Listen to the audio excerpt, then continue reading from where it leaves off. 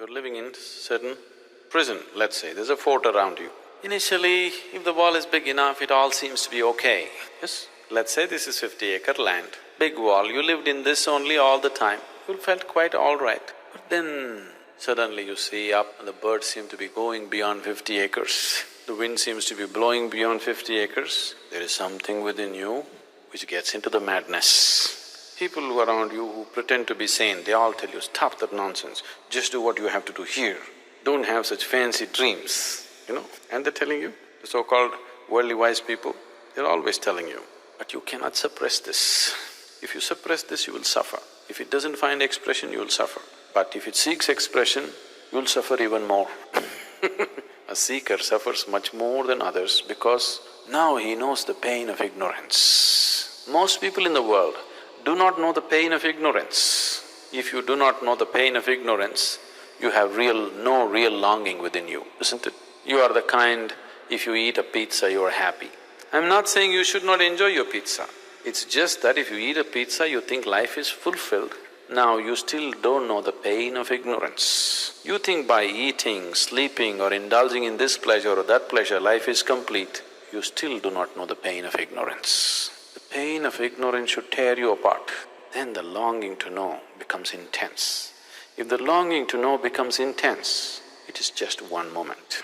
The reason why it seems to be so far away is simply because the necessary longing has not come. It is just off and on longing, accordingly off and on experience. If the longing becomes so intense that till I know I cannot sleep, I cannot eat, I cannot breathe, if it becomes like that, just in one moment you will know.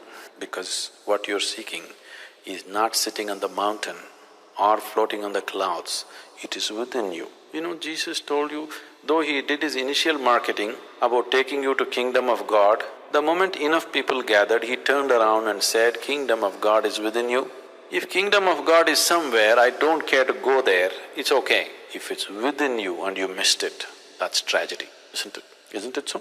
If it is somewhere up in the heaven, I don't want to go there, I'm happy in Ohio, that's different. But if it's within you and you missed it, that's true tragedy, isn't it? Right now that's the tragedy. It's right here and people are missing it. There was a time when I first came to this, if I just looked at people, I would burst into tears. Just seeing what they're missing. Right here I am exploding with ecstasy. People are walking around with long faces and it's there in them also, I can see it right there. But they are going about totally unaware of it. I would just cry. If I see people, tears would come. Now I got seasoned and I just laugh at them because there's no other way to handle life, One of the ways is, now there is a wall, you jump up and fall down, you have a glimpse of the outside. There are many jumping methods, we can make you jump and have you see a glimpse of it. The glimpse is shown to you because that is not the end of it, that is the inspiration. If you don't have a glimpse, then you don't have the momentum to keep it going, isn't it?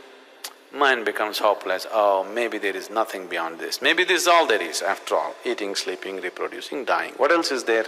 This is all there is to life. You'll try to convince yourself. So a little glimpse is given so that now suddenly everything here becomes stale, you want to know something there. The glimpse is only an inspiration to give you the necessary momentum to go on with life, to go on with the search and seeking.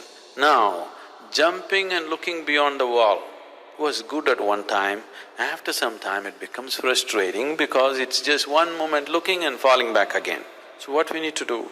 Now jumping is not good enough, we need to build a ladder, isn't it? I have always described yoga as a ladder to the divine because now you're learning how to build a ladder.